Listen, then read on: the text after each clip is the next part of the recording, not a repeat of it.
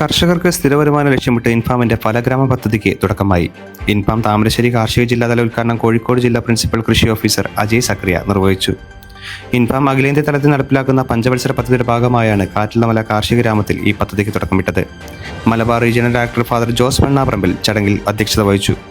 തിരഞ്ഞെടുക്കപ്പെട്ട കർഷകരിലൂടെ 1000 red lady പപ്പായകളും 1000 ചെറുനാരങ്ങ മരങ്ങളും കൃഷി ചെയ്ത് കാറ്റിലമലയെ ഒരു മികച്ച ഫലഗ്രാമമാക്കി മാറ്റുകയാണ് പദ്ധതിയുടെ ലക്ഷ്യം.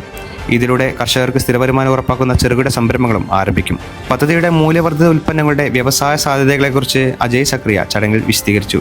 ഇത്തരം വ്യവസായങ്ങൾ ആരംഭിക്കുന്നതിനാവശ്യമായ സാമ്പത്തിക സ്രോതസ്സുകളെക്കുറിച്ചും അഗ്രികൾച്ചറൽ ഇൻഫ്രാസ്ട്രക്ചർ ഫണ്ടിനെക്കുറിച്ചും AIF കോർഡിനേറ്റർ ഹരികൃഷ്ണൻ സംസാരിച്ചു. കർഷക കൂട്ടായ്മകളിലൂടെ കാർഷിക മേഖലയ്ക്ക് പുതിയ ഉണർവേകുന്ന ഇൻഫാമിന്റെ ഈ ഫലഗ്രാമ പദ്ധതിക്ക് വലിയ പ്രതീക്ഷയാണ് നൽകുന്നത്. കൂടുതൽ വാർത്തകൾക്ക് വിശേഷങ്ങൾക്കുമായി മലബാർ വിഷൻ ചാനൽ സബ്സ്ക്രൈബ് ചെയ്യുക.